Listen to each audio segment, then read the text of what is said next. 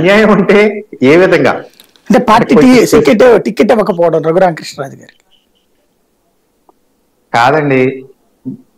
First మా బాధలు ఎవరికి చెప్పుకోవాలి? అక్కడి నుంచి మొదలు పెట్టుకోవాలండి. మా లాంటి కార్యకర్తల బాధలు.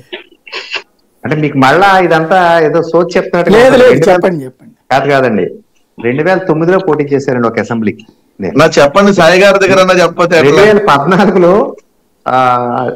అలయన్స్ లో వెళ్ళిపోయింది. మళ్ళీ ఇప్పుడు 2019లో మళ్ళీ చేశారు. మళ్ళీ ఇప్పుడు అలయన్స్ లో వెళ్ళిపోయింది.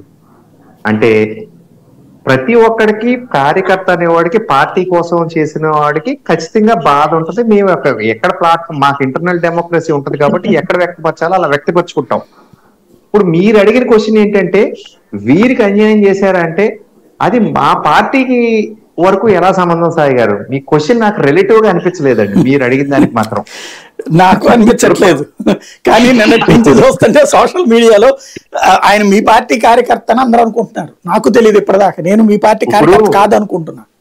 కాదు, ఇప్పుడు మీరు స్టార్టింగ్ లో కూడా కొన్ని కామెంట్స్ చేశారు. బయట వాళ్ళు పురంధేశ్వరి గారని.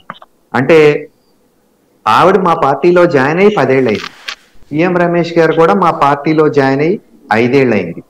ఇలా అంటే పొద్దున చేరిన వరప్రసాద్ గారికి మధ్యాహ్నం ట్వీట్ ఇచ్చారంటే ఏమండి, అదే చెప్తున్నాను. ఇప్పుడు ఒక్కొక్క చోట ఒక్కొక్క ఈక్వేషన్ ఉంటాయి.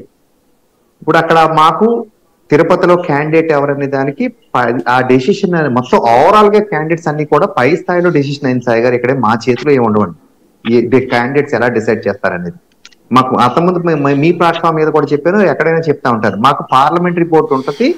పార్లమెంటరీ బోర్డులో ఆర్గనైజింగ్ జనరల్ సెక్రటరీ అని ఒక ఆయన వస్తారు. వాళ్ళందరూ కలిసి డిసైడ్ చేస్తారండి. డెఫినెట్ గా ఇందులో ఏం తేడా లేదు. ఫస్ట్ ఇక్కడ పేర్లు రావడానికి కూడా జాతీయ స్థాయి నుంచి షెకావత్ గారు వచ్చారు. వారితో పాటు ఒక నేషనల్ వైస్ ప్రెసిడెంట్ ఒక ఆయన వచ్చారు. పేర్లు పట్టుకెళ్ళారు. అక్కడ డిసైడ్ చేసి ఇక్కడ చెప్పేశారు. కానీ వడపోతలు పోసేటప్పుడు రకరకాల ఈక్వేషన్స్ కాంబినేషన్స్ ఉంటాయి. దాంట్లో భాగంగా కొన్ని పేర్లు వచ్చాయి. కానీ ఇందాక మీరు అన్న ఈ 2 పేర్లకి కొంచెం కొత్తగా వచ్చిన వారికంటే కొత్త పాత కలయిక లేకపోతే పార్టీలో ఉన్న వాళ్ళందరూ పార్టీ కోసం, ధర్మం కోసం, దేశం కోసం పనిచేస్తారు. కానీ ఆయనకు పోటీ చేసే అవకాశం వచ్చినా ఆర్థికంగా అక్కడ చేయలేని పరిస్థితి ఉంటది. ఆ టికెట్ మాకు ఎలకేట్ అయ్యింటే అక్కడ వేరే వాళ్ళని ఎవరినో తీసుకొచ్చి పోటీ చేసుకోవాలి. వాళ్ళని మేము ఓన్ చేసుకోవాల్సిన పరిస్థితి ఉంటది.